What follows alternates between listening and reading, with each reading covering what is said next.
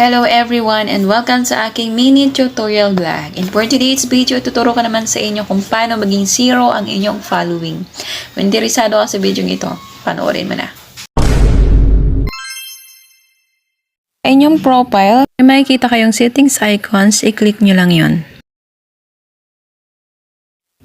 Then, i-scroll down nyo lang, hanapin nyo ang follower and public content. Then, i-select nyo lang yon. I-click mo ang who can see the people pages list you follow.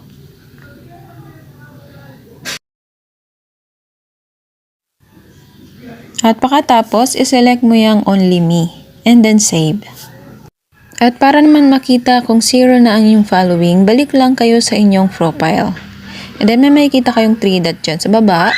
Then, hanapin nyo ang view as. Then, click. Tapos, yan na yung makikita nyo. Zero na ang inyong following. So, sana'y nagustuhan nyo ang tutorials na ito. Maraming salamat sa panonood.